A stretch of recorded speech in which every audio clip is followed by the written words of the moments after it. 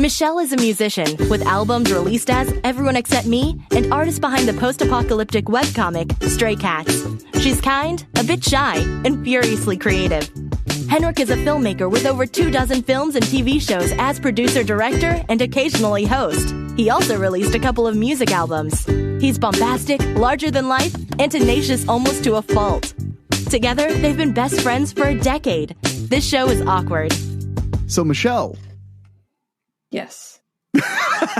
So you're really this is 26 episodes, and you're definitely finally learning to be apprehensive when I say your name, and that's good. That's a very good thing. As a recap for people who may not have listened last week, I stand by every extremely positive thing I said about you. No, I do. Things I'm sorry, have but I happened do. in the last week that have changed your opinion of me. Even more so for the better. Oh no. Yeah. I'm sorry. You're like a really good person. No. You are. You're like a really good, possibly one of the best people I know. That's not true. No, I'm afraid it is. No, you just don't know enough people or something. I don't know. Not only are you like, first of all, I know a lot of people. I know. Don't pull that. You don't be dishonest.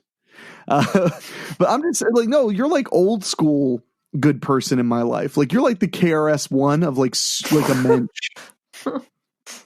That is, man, that needs to be the next t-shirt. It needs to be like you, but like a KRS-One, like a KRS-One album cover, but it's you, and it just says mensch. I'm not making that.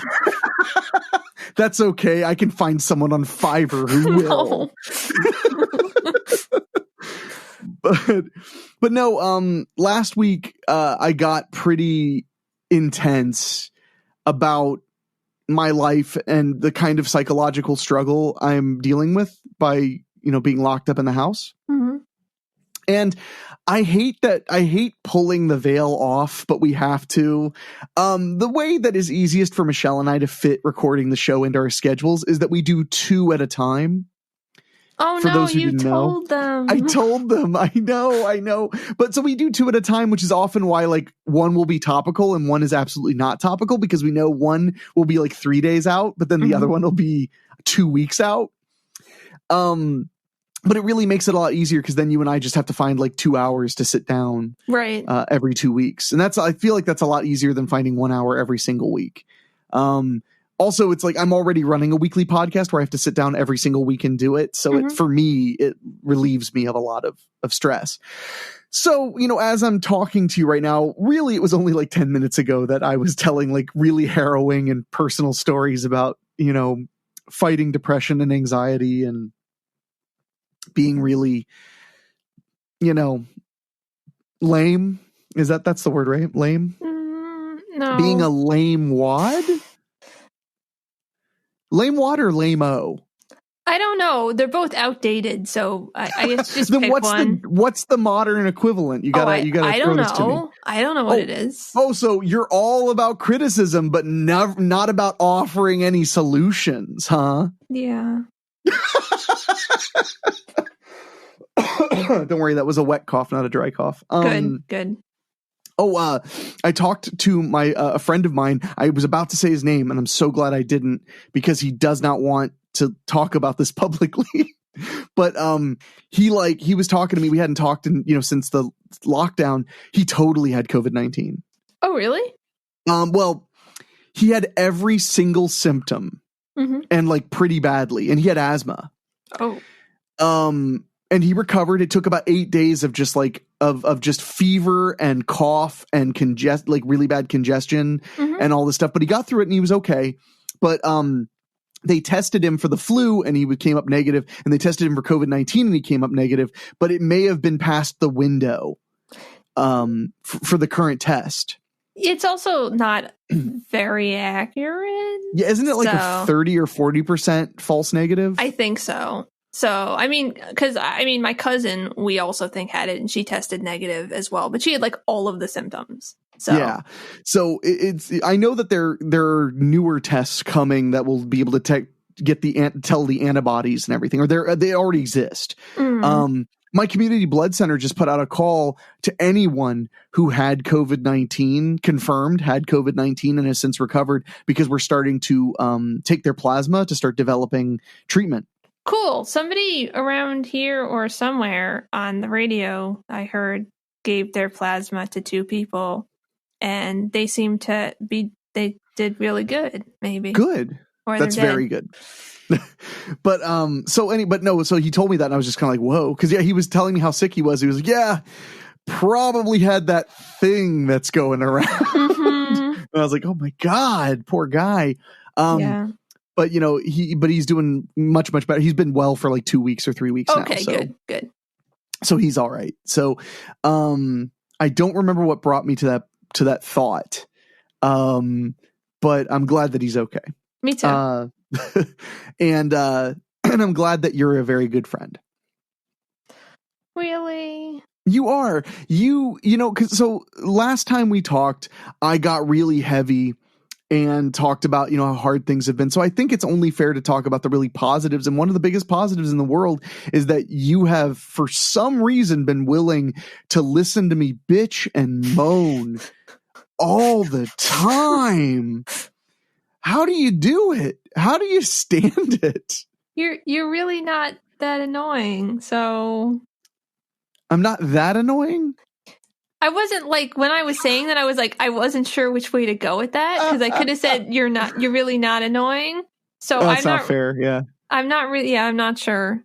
No, I have to, it's okay that I'm a little annoying, because I could get pretty frustrating and talk about the same thing over and over again. And just, I'm not a good friend is what I'm trying to say. But no, you have been somebody who is willing to sit on the phone with me all the time, listening to me vent about frustrations and things like that.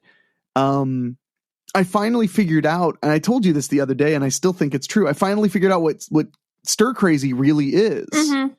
I used to think that stir crazy just meant like, oh my God, I got to get out of this house. Like, I got to get out of this house. That's not, because that's not crazy. That's like you actually see the possible solution. Mm-hmm. is like, man, I sure don't like being cooped up. I should leave the house. That's not crazy. Yeah. Even if you're saying it like, oh my God, I gotta get out of this house. That's still not really crazy. Maybe that's some mania, but that's not crazy. Mm-hmm. Crazy, I've discovered, is when I forget that I'm cooped up anymore and just sit in a room and be insane. But I mean, honestly, like, that's what it is. Like, I'll be sitting in my office, not even thinking about how much I would like to be doing other things. And then I'll read like a stupid news story and be like, God damn it. Ah! And I'm like, oh man, I think that I'm going insane. Luckily, I caught myself doing it. I was like, holy crap, I just sat in this dark room for like an hour and a half, just mad about stuff. And I was like, this is probably not constructive or useful or anything. I should probably stop. Yeah. Go in the other room, open a window, for God's sake.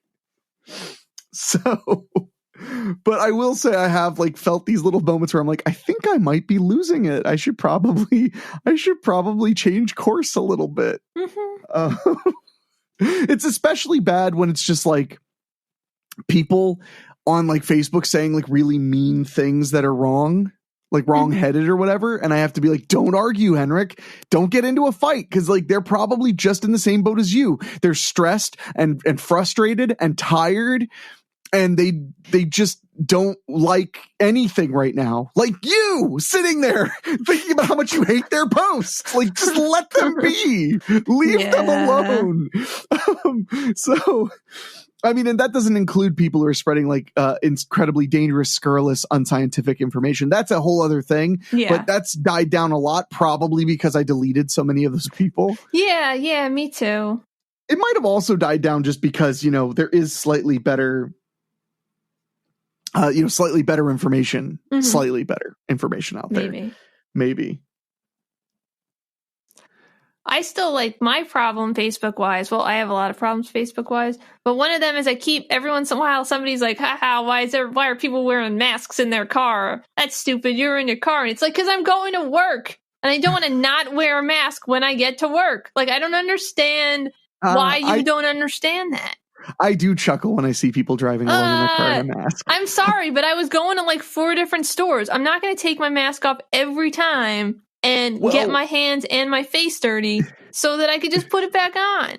Well, and in your defense, you have a substantial mask setup. I do. It's very hard. And the mask is also holding my hair up. So when I take it off, it's very hard to put it back on. See, that I get.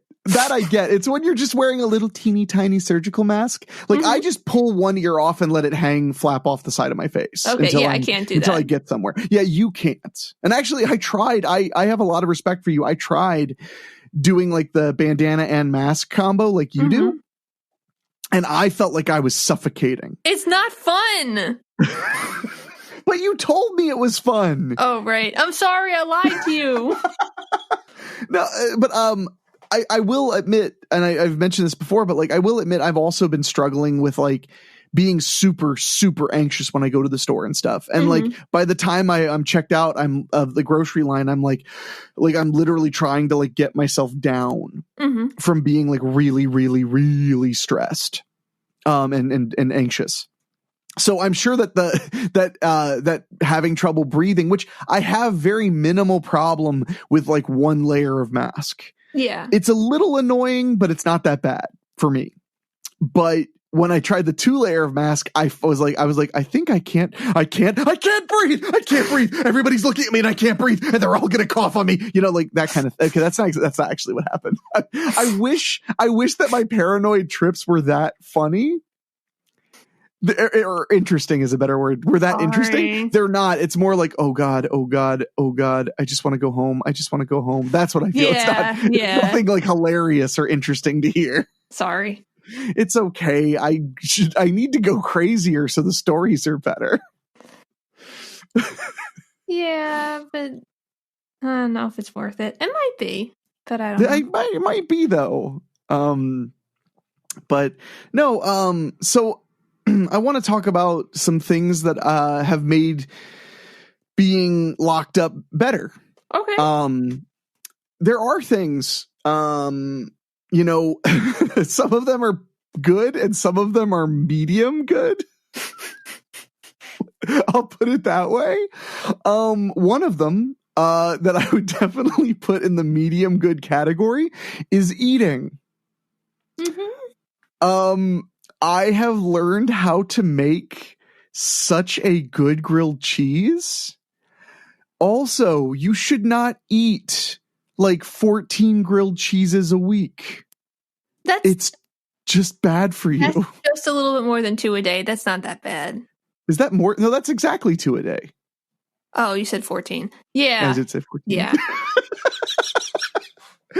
I felt so gaslit for a second. Sorry. You said it was just funny because you said it with such adamant, you were so confident. You're just like, that's just a little more than 2 a day. I'm like, what? Like it's all the math, all the geometry things are like flying by my face. But no, so I've actually had to like thoughtfully scale back the amount of grilled cheeses I eat because I was just making them so much. So I've had to scale back grilled cheeses. I've had to scale back like eggs and toast because I was eating it so much, so often. And it's like, it's not bad for you until you're eating it that often, and I'm not good with portion control because I just want to feel full and it relaxes me personally. So like if I'm going to make a big eggs for dinner, I'm making like 4 scrambled eggs and like 4 slices of toast. Like I want all of it. And I know that it's not wise, but it's what I do. But then, I can't tell you how much I actually leave notes in the app when I order like DoorDash, which I have not been doing very much, for multiple reasons, mostly trying to save money. Yeah. But when I order food in, it is such a joy to have food brought to me that I like. That I always put in a little note. I tip as best I can, and I always put in a little note that just says like, I hope you know how much I appreciate you bringing me this food I like, because like I'm stuck in my house. Yeah. And then under that I put do not knock, only do not knock, dogs will hear you anyway, like stuff like that. But so food has been a big thing. You've had some food, right? In general? Yes. Yeah, but I'm not having the food isn't comforting me, because I'm past that part of the depression and anxiety, and I'm to the part where food tastes weird, mostly like sugar or salt. Not that I can't taste it, it just doesn't taste good. So I'm like, and I lost a little bit of weight because I've been so stressed. So now I'm like, I have to eat all of the food, and I don't want to eat the food, but I gotta eat it. So nausea is a major part of your life. Yes. Yeah. It is not on mine. If anything, I have a curse that is the opposite. Like, somebody could be like, hey, Henrik, do you want to like go for a jog? And I'll be like, I mean, yeah, I'm a little fat, but I can jog. And they'll be like, oh yeah, what did you eat today? And I'll be like, oh, just, sushi and then a Big Mac, like an hour and a half later. And they'll be like, oh, is that why you don't want to jog? I'm like, no, my stomach feels fine. It's just big. it's just that I'm overweight. So, so I know that generally speaking, there are foods that bring you comfort, though. Well, yeah, and there are, and I eat when I'm nauseous. Like, that's not an issue, because there are different kinds of nausea. So it's not the kind where it's not usually the kind where I'm like, wow, I'm probably going to throw up. So I'll continue to eat anyway. But right now, even the foods I like, I'm just like, I don't know. Like, I had a pizza, and pretty much every night I was just like, I gotta finish eating this pizza. And then Gigs is trying to eat it too. So I have to eat it really quick, because she's like in my face and I can't even put my plate on the table anymore. So I'm holding it and like turning to the side, because she's like, I'm going to touch the pizza. I don't even think she wants to eat it. I think she just wants to touch it. Yeah. Yeah. She got one piece of crust. She like pulled it off the plate at one point, and I was going to let her play with it. And then I was like, there was a lot of garlic on that. So I took it away, and she didn't see me take it away. So then she looked down again and she was like, what happened? And she was like looking for it, and I felt really bad. I see. I have the opposite problem. I'm sitting around at like 11:30 at night, and I'm like, there are 2 slices of stuffed crust pizza in the fridge, and I'm like, but I'm not even hungry. It's like, yeah, but if there's no pizza tomorrow, then you can make or buy other food. And then I'm like, you're right. If I eat food now, then I can eat food tomorrow. So I'm only laughing because I'm just like there is no greater truth than what I just said. Like it's impossible for me to be more candid about exactly what my brain thinks than that. But yeah, so food has been a big thing for me. It always has been a big comfort thing for me anyway. When this all started, I filled my shopping cart with things I don't usually get, which is I don't usually get comfort food at the grocery store. I usually try to get healthier food at the grocery store and then just not eat it and order junk food instead. Yeah, there you go. But instead I was like getting stuff that I find really, really comforting, macaroni and cheese, sandwich stuff, hot dogs. Hot dogs have been really nice because some days it's like I just want a nice meal. I mean, that feels good to eat, and I don't want to spend more than 18 seconds preparing it. Yeah, and that's what. And then the Lord saith, "Hot dogs." But yeah, so food has been one. Unfortunately, not super positive. I can tell I've gained some weight. So, whoops. You know what? I'll live. It'll be okay. But so that's been one big comfort factor. Do you have anything that you feel has brought you any comfort or solace? Wait, we can do this. Okay. I'm listening. Not really. Okay. Actually, a lot of the anime that I was looking forward to was postponed because of COVID-19. So that's tough, because I'm normally like, I can look forward to this thing. So pretty much, I guess I guess what we talked about last week, like that watch party was kind of nice and helped me. And then that's about it. That was, I enjoyed the watch party where we watched Gurren Lagann. I enjoyed that a lot. And you and me are going to be watching some more Mob Psycho via the online thing real soon. So okay, once I get my shit together. Okay, I'm here. But yeah, nothing's really helping except no, that's not true. But it's different because I'm just trying to come up with plans and schemes. Oh, okay, there we go. What's been comforting to me is that masks have become socially acceptable. And I'm just like trying to make things as weird as possible for myself. I know. That's like what I want to do. It's like first I was like when this was starting, I was like, I don't know, man. If this really happens, like, do I get to dress weird? And then I did get to dress weird, but it's not weird enough now because now everybody has masks and we all look weird. So I've got to make my mask weirder. So things that are keeping me going is like crafting. Yeah. You need bunny ears. I saw somebody with a mask and bunny ears, and I don't remember what friend it was, but I was just like, "You gotta be kidding me, dude! Like that was gonna be my thing." But when I've shown you my epidemic shroud. I wear this big turquoise colored gaudy poncho until it gets too hot to wear it, which is pretty soon. Yeah. But that's like what I've been wearing every time I leave the house for anything during the pandemic is this big gaudy poncho that I love. And it really looks great with a ball cap and a mask. I really look insane. I like it. Thank you. You need a poncho. You would look good in a poncho. Maybe, but I'm hot enough already wearing 2 masks.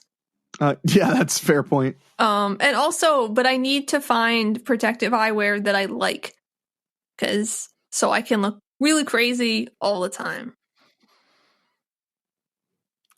But I don't know. I love Weird Michelle so much. So on the positive side, I would call that more good to middle good. I would call that good. Outfit options, adjusting, being able to wear wild masks and stuff. Okay, I could dig on that. Yeah. That's all I got is I can look weird. I can look weird. That's good though. That's good. But I'm a little annoyed because the way my job works, I don't see a lot of the people I work for. Normally I video call with them, but I can't do that right now because I don't have like a ton, like I don't have unlimited data. So, and everything is just kind of over the phone for right now when I'm at work. So they don't get to see how weird I look. So the only people who get to see are like the people in the supermarket and then the people who are under me. And I want everyone to know that I look weird because this is important. My favorite thing about this show is bringing passionate Michelle to the masses. It's important. So, well, I hope you get some bunny ears. Thank you. I don't know. Maybe I'll just do that really dumb weeb thing and I'll buy some headphones that have cat ears. That is the dumb weeb thing to do. Yeah, and maybe they'll light up and for some reason I'll just wear them at work without any sound in them. So, yeah. Yeah. Excuse me. So, beyond that, let's see. One thing that I've really enjoyed doing, I'm doing it later today, is live streaming. Mm-hmm. And I've live streamed a bunch in the past and felt kind of okay about it. Like, it's fun enough. Just being on Facebook Live and talking to people and stuff like that. But I had this crazy idea right when the quarantine stuff started to build this set that looks like the woods behind me and put a firelight underneath me and read scary stories from a book just live while people watch. And I called it Uncle Henny's Campfire Stories. And I do it every Wednesday night at 8:00 and for 2 hours roughly. And I have been having so much fun and just looking forward to it all day long. Good. It's been really fun. So. And the best part is I'm reading like stupid kids short stories and I love them. I get so into them. They're so much fun. They're so mean though. Everybody always dies. Well, I've mentioned that on the stream that like it's so funny. These are 4 kids. I've been reading from the series of books, Scary Stories for Sleepovers. And all of them end with unhappy endings. But it makes sense because that's what would like scare your friends. Yeah. It's not like, and then there's resolution and da-da-da-da-da. No. It's and then the child is turned into a tree where birds will poop on him for all eternity. And that's the end of the story. I like that though. It's fun. So I've already read through one entire Scary Stories for Sleepovers book, and I'm about halfway through another one, reading them live. It's even meaner, honestly. That first one, I'm reading the original one now because I finally got a copy of it. In fact, today, I sent you a picture earlier. Today, 7 books came in the mail. Wow. I went on a buying spree because they're like $6 each with shipping. So like I bought I was like, I want the whole series then. But yeah, that one's really mean. So I've been reading those, and I find reading out loud to be very therapeutic, and relaxing. And I really enjoy, chatting with people. And also, I mean, I feel like I would be like disingenuous if I didn't mention, I put up a tip link if people want to tip me while I'm for reading. And people have been shockingly generous. Because, I'm pretty much out of work, although the work is starting to ramp back up and I'm starting to earn money again. People have been so generous that like nearly every night when I live stream, I make enough money for that week's groceries at least. That's great. It's been really like, and when I say grocery, I mean, and the dog's food. I mean, like it's been really moving. And people have included these wonderful things. Like some people are donating. I mean, I literally put up the little thingy for Venmo and PayPal, and I'm thinking like $1, $2, just like throw something in. People have given like $20, $25 with little notes saying how much they look forward to it every single week. Aww. And one guy wrote me and told me that his son, who's like 7 or 8 years old, sits with his dad and they listen to it together until his son gets sleepy and then he puts him to bed. Aww. And I was like, holy crap, that's amazing. Like, I feel so good hearing that. Yeah. Yeah. So, yeah. It's been really a joyful experience, reading for people and watching their enthusiasm grow, and just having something to do every week. I have to take a shower and do my mustache and make sure I look okay. Cause I gotta do the live read, man. I gotta hang out with these people cause we're all stuck at home. Yeah. Or we're home after a long day, a very long day. So yeah, it's been really awesome. It's been a really awesome experience. And that's something that never would have come about. In fact, the craziest thing is I always mention, we're doing this to, spend time together while we're social distancing. And I've had people email and message me on Facebook just specifically saying, like, please tell me you're not going to stop doing it when the lockdown's over. Like, please tell me you're going to keep doing it. And I'm like, I guess I could keep doing it. At least, maybe not, maybe I'll take, a month off here and there.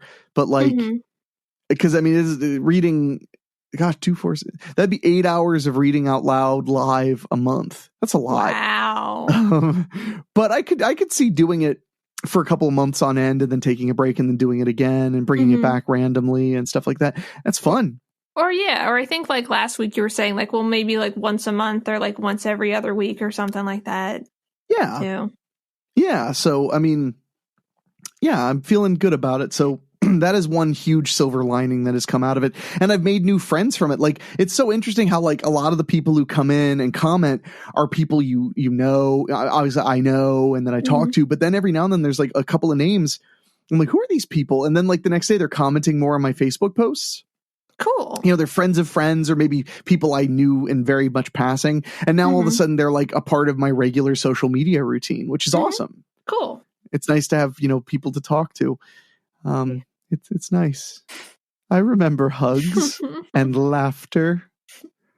I remember those things. So, but yeah, so that's one positive element. Yeah. Definitely positive. Yeah. So, I'm trying to think of another really positive thing. Cause I mean, there've been, unfortunately, there've been a lot of negatives and things that are like heartbreakingly difficult for me, to be honest. I haven't seen my mother, like I saw her, from 6 feet apart with a mask, both of us wearing masks when I stopped by to drop off some stuff for them. Mm-hmm. But like, I haven't spent time with my mother in 6 weeks. Yeah. And my mother lives down the road. So that sucks. Mm-hmm. I generally would have lunch with my mother at least once a week. I'm a mama's boy. I really am a mama's boy. I mean, my mom and I have a friendship to where like we make a plan, like, you know, Tuesday we're going to have lunch. And then like sometimes I'll text her or she'll text me on like Friday at like 10 a.m. and be like, do you want to have lunch? What are you doing? And we'll have an impromptu lunch too. You know, we enjoy each other's company a lot. And it sucks. And like, it's really hard because like I used to live far away. I mean, not super far away, but I used to live, you know, 600 miles from where I am right now. And, you know, my mom would send me messages, I miss you and stuff like that. And I miss you too. It is so weird sending my mom, I miss you messages and her sending me, I love you and miss you. And I'm like, this is so weird. I mean, you know, I'd get those on rare occasion on a long trip. Right. You know, if I was gone for like 7 or 8 days or something. But the fact that I'm just at home and mom saying, you know, I love and miss you. And I'm like, I love and miss you too. And then I'm like, this is so friggin' weird. Yeah. So that's weird. I know you haven't seen your mom. Have you seen your dad? Didn't he stop by early on in this whole mess, or was that right before this mess? No, he didn't. He wasn't here. It was like before, but it was like in like February or something. Oh, okay, that's what I'm remembering. So it's been a while. And I haven't seen my mom. I actually saw her, I think, like right before this all started, just because I just happened to. But I live about an hour from her, so I don't see her all the time, and I haven't seen her at all since this all started. So yeah, luckily your mom lives with your younger brother. Mm-hmm. So it's good that she's not alone. You know, totally alone. You know, and my mom's married, so she's not alone either, which is good. Honestly, I think that. Excuse me, like I don't know how I would take it if my mom were like living alone, because I would hate her being alone all the time. Yeah, I would feel the same way. Yeah. So and my mom appreciates how adamant I am that I protect her health, but I mean I think my mom would be like, just come over. if you know, and I'm pretty low risk. I don't really interact with anybody except one person who interacts with a lot of people. Yeah. And that's the negative, part. So, but yeah, hopefully I'm hoping, in a few more weeks, maybe I'll feel okay visiting my mom and stuff. I hope so. It's hard, Yeah. Well, because, you and I live in different states. So like here, we're doing pretty well with being able to admit people who have complications. Mm-hmm. And related to COVID-19 and everything. I know where you are, you guys are doing pretty good too. I guess. Well, after a very rocky beginning. And I mean, your numbers you're all going to die. Mm-hmm, basically. But no, there's this moment I'm realizing as we're talking about opening the state again, we're talking about Ohio, we're going to start opening gradual opening of businesses starting May 1st. Mm-hmm.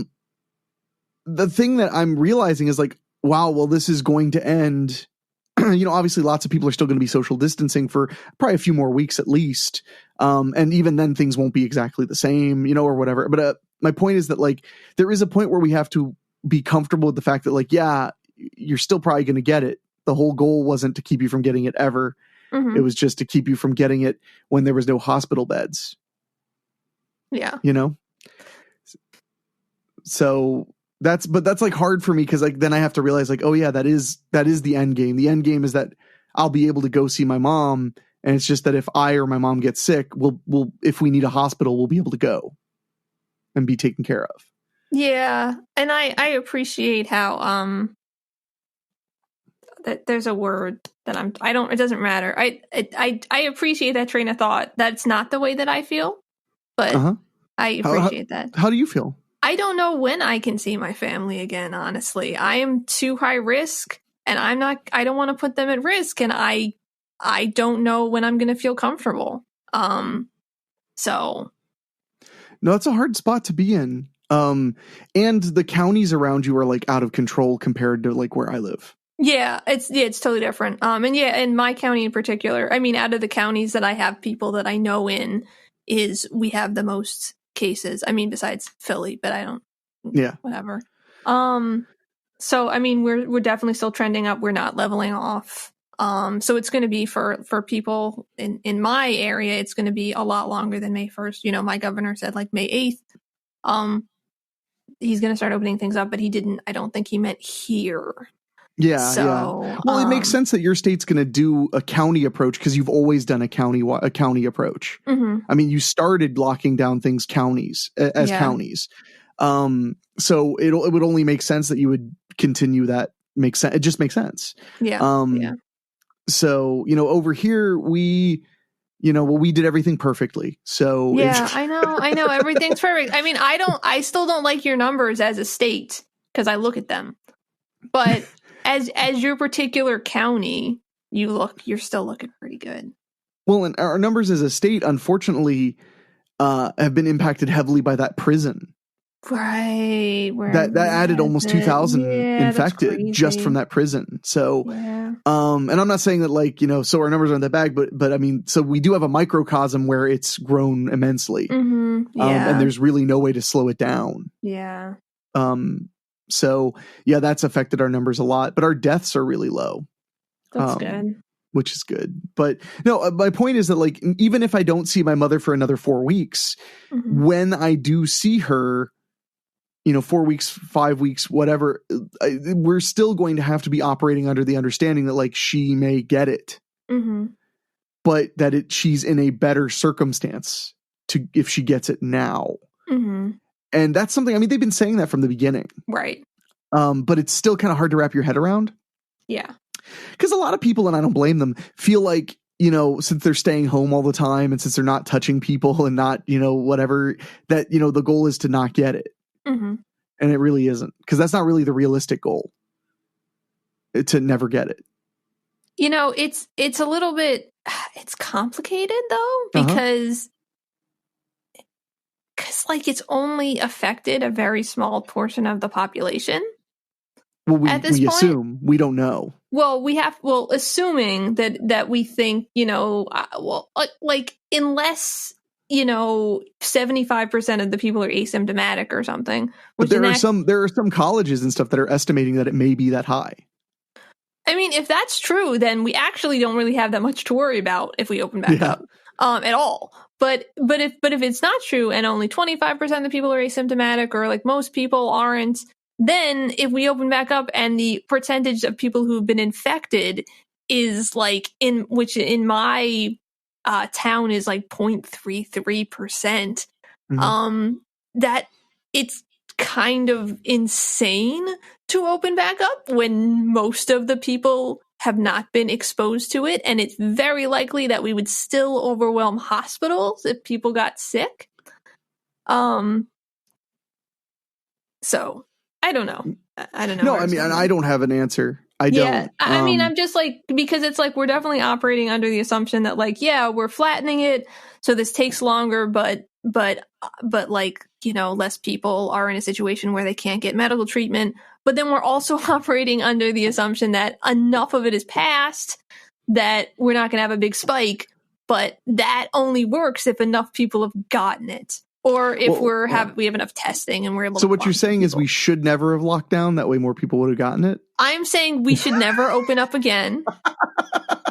Everybody has to work from home, even me. I don't know how I'm going to do that. Well, I mean, I could do that, but the rest of the people couldn't. So I would just be like, hey, guys, you have to work from home, but like you still have to get the groceries. So just think about it. Maybe it'll happen. I don't know. Just think about it. Maybe it'll manifest. Yeah, exactly. Because that's how it works. I wish I had bananas. Exactly. Hey. There we go. Maybe we need to start seriously thinking about making a replicator. Maybe this is the time. Well, I mean, see, now you're just dogging me by referencing Star Trek. You're just trying to get me to go on another direction, another tangent. Nice try. But no, I don't know. I'm curious, you know, I would love to know what the real infectious rate is. Mm-hmm. And we're so far away from knowing. Mm-hmm. So that's a really hard element. Yeah, I mean, it's a really hard element. I mean, if 75% of the people who get it, let's say, are asymptomatic, then that means, and let's say 1% of the people in Yaden are infected, which they are, that means that really, like, a lot more of the population is infected. Well, and I just wonder, I mean, it must be a large portion that's asymptomatic because it's supposed to spread really fast and easy. Yeah. I mean, I don't know though. We don't know. Yeah. I'm just saying that, like, if not a lot of people have been impacted by it and you open up, then a lot of people will get impacted by it, and we should be in the same position that we were afraid about being in. Well, one positive to be the Pollyanna is, saying that they're going to start reopening. At least it's in 9 days. So that's 9 more days of these things being implemented. I mean, as we're talking right now, because actually by the time people are hearing this, it'll probably be May or almost May. It's going to be May. Oh, God. I'm sorry. I'm going to have to ask you to leave. I'm sorry. I don't know why I did that. Because you've got cabin fever. I don't. Stir crazy. I really don't. Stir. I'm just going to say it louder over you. That's the method. I haven't even been home for 24 hours yet. Oh, yes, I have. But it's been like 26 hours. So you and your show off. But no, that's all I'm saying is that I'm just like, I don't know. You know, there's just a lot of uncertainty, which I guess is the name of everything right now. Mm-hmm. Yeah. So, but we did name some positive things, goddammit. Before we got not positive anymore. Before you started talking about everyone dying, which is what you believe will happen. Yeah. So it's just everyone will die. Everyone will die. Yeah, I do. I would have to do the research, but I can see why people are adamant about getting the economy going again. Mm-hmm. Because there will be a point, I just don't know when that point would be. There will be a point when it will be more devastating to human life. But I don't know when that point is. I don't. You know what I mean? Like, I literally don't know. Yeah. I have no idea. Yeah. I know that it is possible. Mm-hmm. Well, and not only possible, it is likely that someday we would, if we just stayed locked down, eventually we would get to a point where it would be more damning to human life. Uh-huh. I just have no idea when that would be. Yeah. Or if we're anywhere near it, which we might be. There's no way to know right now. For me, I have no way of knowing. Yeah. Because I am just some idiot in my office. So, but yeah. Supposed to end on a positive note, Michelle. I didn't do this. I'm not the one who started talking about the economy. Well, say something positive. Giggs is on the table and she is trying to, I don't know what she's doing, but she's messing with my computer. She's like, you're done podcasting, Mom. It's time to be done. Pretty much. Yeah. Thanks for listening. You can email us at thisshowисawkward@gmail.com or go to awkwardshow.com or whatever. See you next time.